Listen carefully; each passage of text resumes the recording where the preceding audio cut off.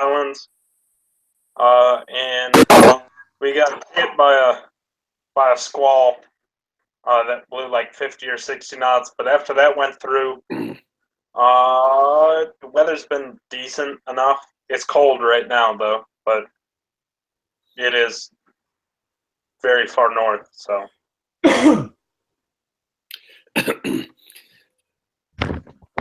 Michael, you're in the shadows. Get rid of some of that light behind me. That's better. I thought you were trying to be incognito. I spent a lifetime of trying to do that, especially in the military. Yep. All right. Chris.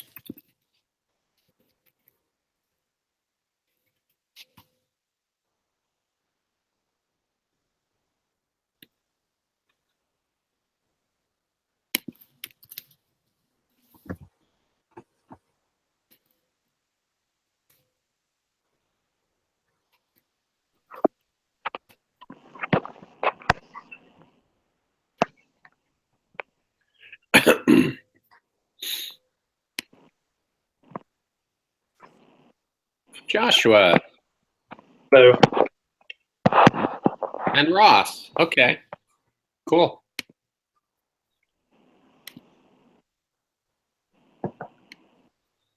Wait a few more minutes before we get started.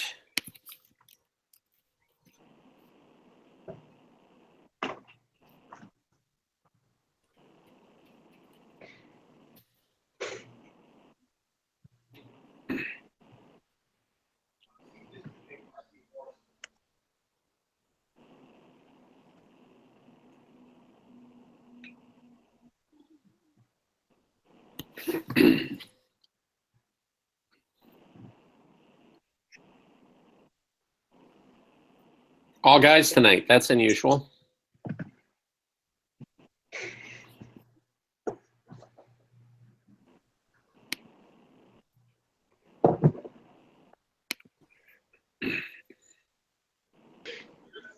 Maybe Heather can start her own show with Heather and the Big Comfy Couch. Right.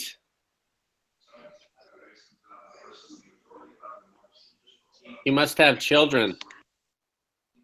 I do have children.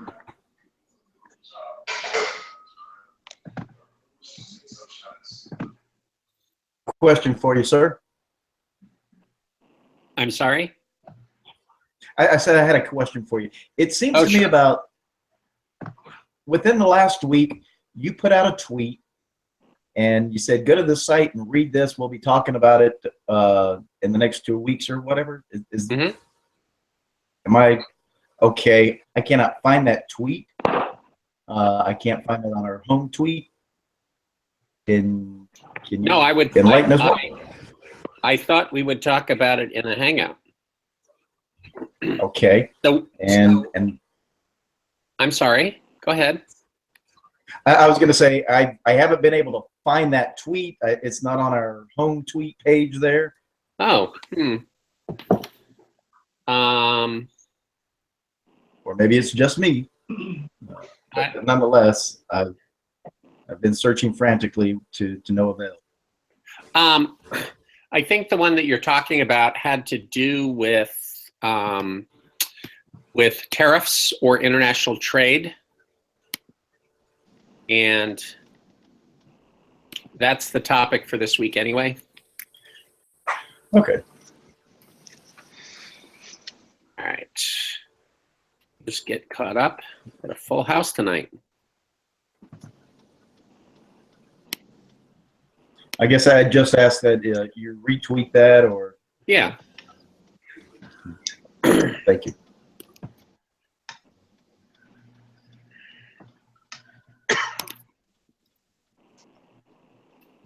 All right. We may as well get started. Hey, Taylor, thanks for joining us. Oh, Kim. Hi there. I thought we were going to miss you tonight. I literally just walked in the door. Well, good timing. I hope.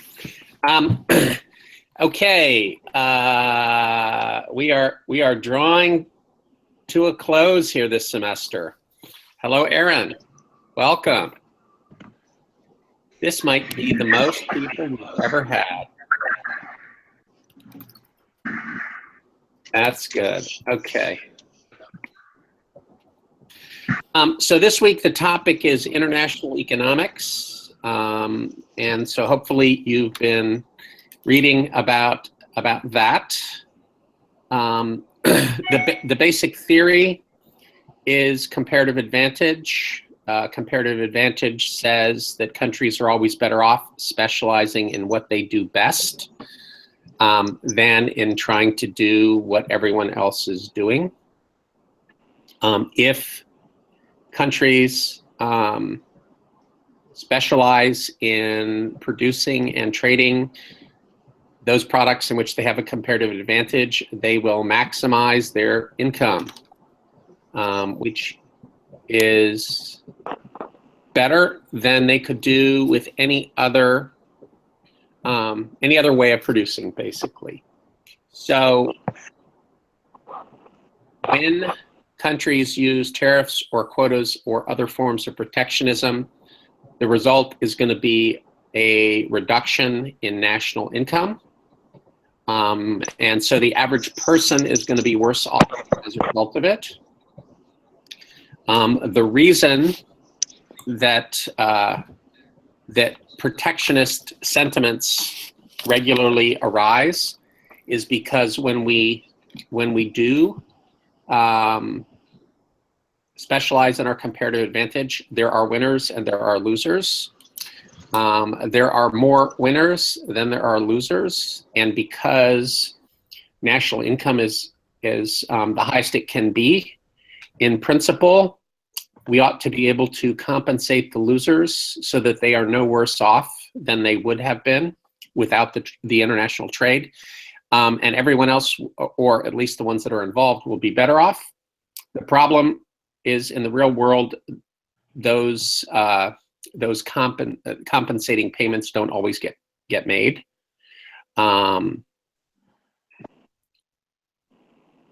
So from a political point of view, the question is it better off to reduce our national income so that the people that are hurt from international trade don't get hurt?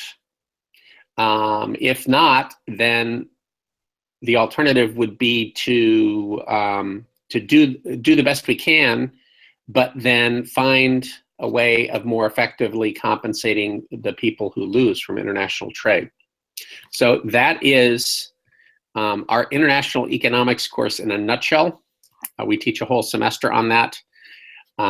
So this is a very quick summary. Does anybody have any questions about what I said? I can try to help to explain it. Yeah, I have one. Mm-hmm. So are you saying that having a higher, I guess, national debt is good in a sense? Are you asking or are you telling? No, I'm asking. Okay. Well, the short answer is it depends. The longer answer, well, no, let me just clarify. That's not really a question of international economics, but I can still speak to it.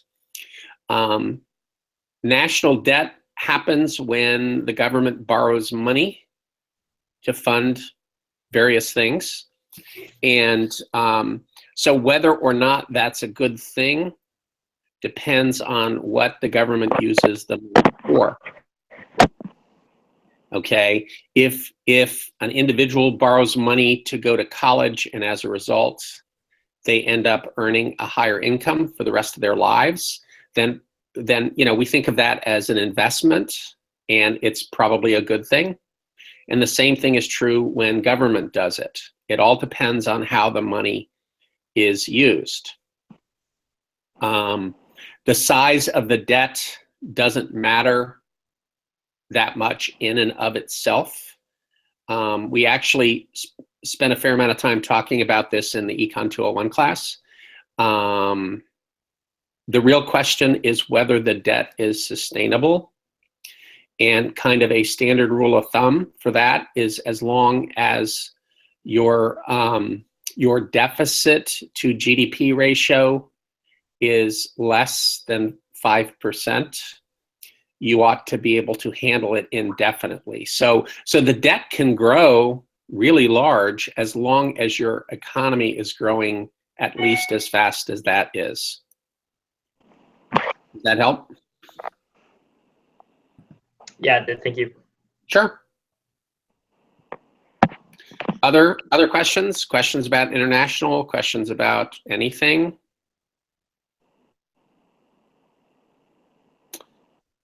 While you're thinking, let me talk a little bit about the exam. The exam is similar to the first two exams. It's 60 multiple choice questions, so it's twice as long. Time should not be an issue. The exam period is, I think, 2.5 hours, but you can have pretty much however much time you want. Most people probably get done after about an hour and a half. So again, time shouldn't be a constraint.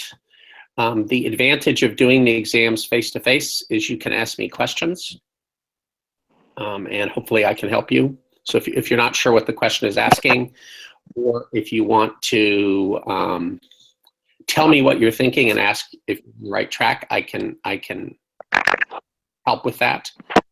The important thing is I need to know when you're coming, and so I sent an email out today, maybe you saw it, that reminded people you need to make an appointment for when next week you're going to come in. I will be there Monday, Wednesday, Thursday, and Friday from 9 to 5. I can't be there on Tuesday. If you have to take your exam on Tuesday, talk to me and we'll work something out. Make sure you bring a pencil since we'll be using Scantrons. And the exam will be about half on material since the second exam. So that would be the last 3 topics on labor markets and environmental problems and international trade, international economics. About a quarter of the exam will be on material that was tested on the first exam, and about a quarter on material that was tested on the second exam. Okay, so it covers everything since the first day of class. Does anybody have any questions about that, about sort of the administrative aspects of the exam? Come to the economics house. We have plenty of places for you to hang out, and you can find a place in the econ house. I'll make some suggestions, and I'll hang out in my office. And if you have questions, you can come ask me.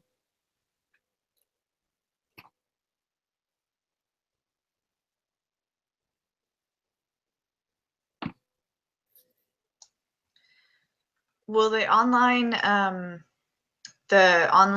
coursework and book and everything be open all the way through next week? Yes. Okay, thank you. Yeah, it doesn't, Kim. Yes. It doesn't close. Okay. I wasn't sure if it would, like, if we weren't allowed to take any more of the quizzes for each chapter, or if any of that was going to close. No. I mean, well, first of all, the course stays open. Okay. And so anything that you can do, you can do. Okay. If you have module quizzes left, you can do them for practice. Yeah. You can always do the self-checks because there are an infinite number of those. So yeah, absolutely. Thank you. Sure. I was waiting for your first question. So I know it's probably in the website, but I have another question as far as where should I park for since I'm not familiar with campus like at all. Have you ever been there? Once last night for the first time. Wow, that's exciting. Where do you live? I live in Spotsylvania County, but Okay. I go up to Stafford campus for Yeah, yeah. class. So So come in Route 3.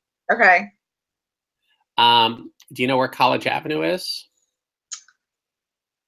Yes. I Okay. usually get there by Route 1. Okay. So then take Route 1 to College Avenue on the other side of campus. Okay. Get on College Avenue and head south, I guess it is. When you run into Route 3, Okay. on the corner there is the McMansion.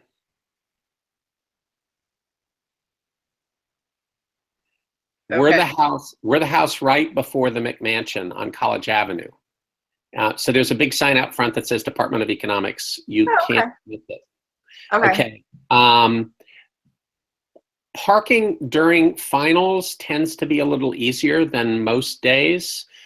You can park on College Avenue. You can park on the side street that we're on. You know, do the best you can. Okay. I didn't know if there was like a closed parking garage or if No. Okay. No, not at all. Sorry. Okay. Thank you. Yep.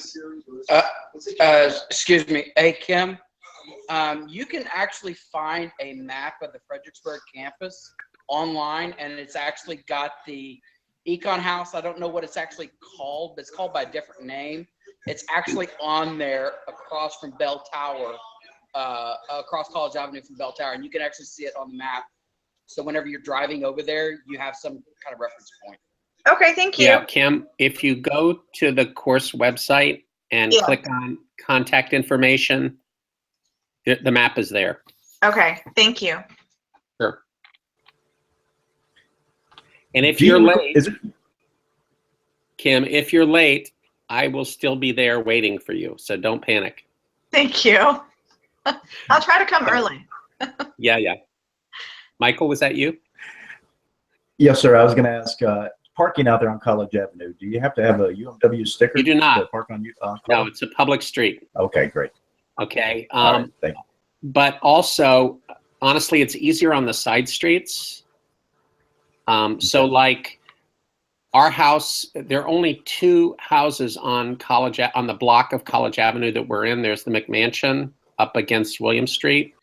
And then there's our house, and then there's a side street. That side street is a good place to find parking. Oh, we also have coffee in the house if you're interested.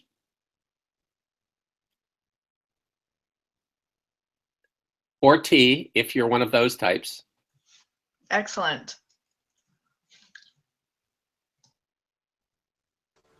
Other administrative sort of questions?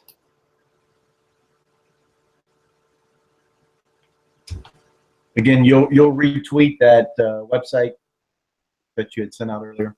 Yeah, I will. Let me write a little note down, and I'll do it right afterwards if I can find it easily. Retweet for Michael. All right.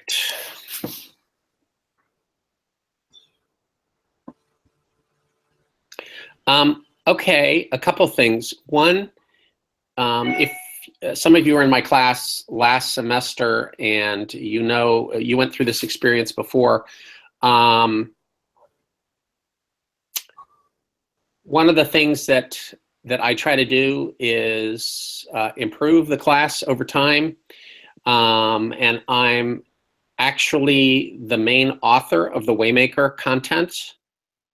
So after every semester, Lumen, the company that makes Waymaker, and I get together and we think about how we can improve things. So so I created a course survey that you can get to on the course website. I think it's the last post that I put up there. let me see if I can find it here. Let's see. Yeah. All right, now let me share.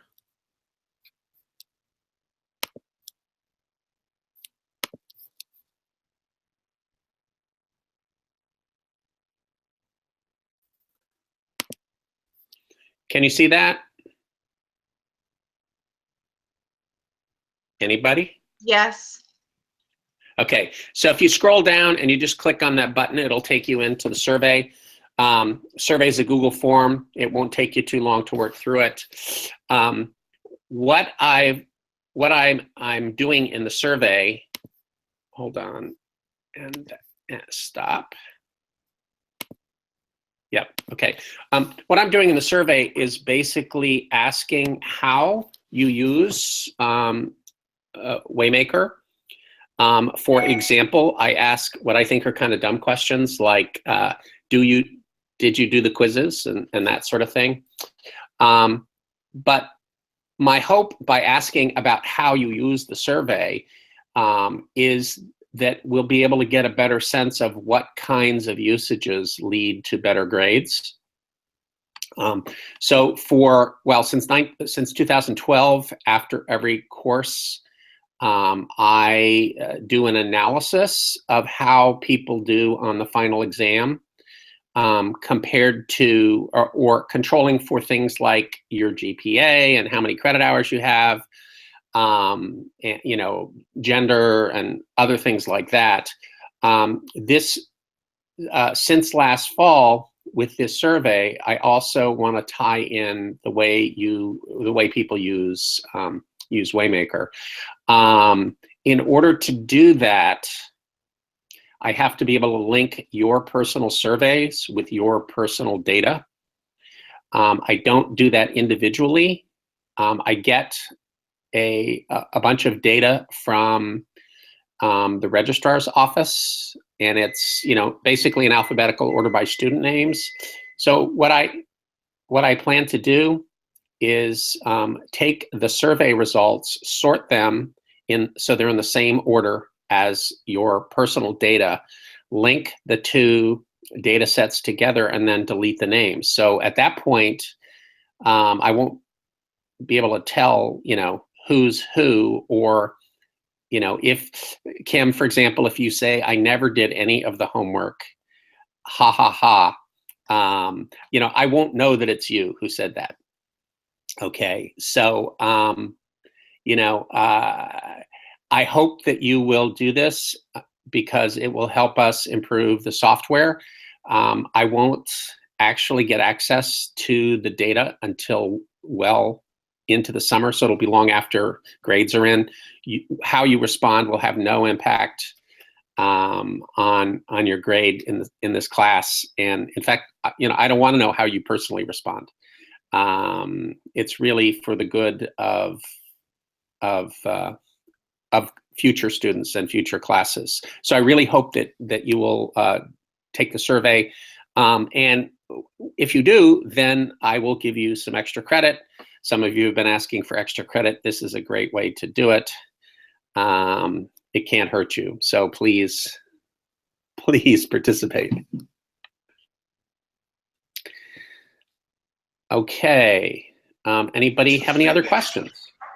I did because the university has you do Yes. surveys at the end. Yep. And I did those like 2 weeks ago, so I've already done those. Okay. This is going to be something different from that, correct? Yes, it is. It's very personal to this class. So it looks at each of the components in Waymaker, and it says, you know, did you do this? And in particular, one of the things that we're trying to get you to do is think about your learning. So some of the questions say things like, you know, if you failed a module quiz, what did you do with that information? Did you just say, I don't care, and you went on? Or did you go back and review the material, or what? Okay, so that's the kind of information that we're hoping to get at. Okay. The other question I have is, when it comes to grades, I know you got a lot of students. Is there a deadline that you have to have grades in? Oh, of And the course. reason why I'm asking is because, I got to find out if I'm able to go to graduation or not. Of course. Yeah. The deadline for seniors, I think, is Monday. So I don't have a lot of time for seniors. Okay. What happens is they will, if you say failed, not this class, but any class, and you for some reason didn't have the credits or whatever you needed to graduate, the registrar's office would reach out and contact you. You don't have to do anything yourself. They will contact you.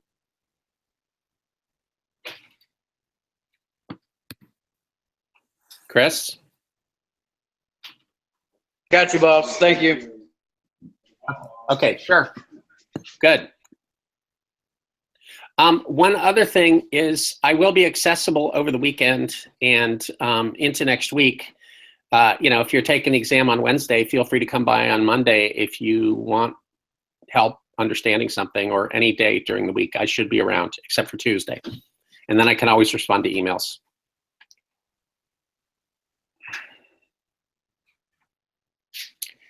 Any other questions?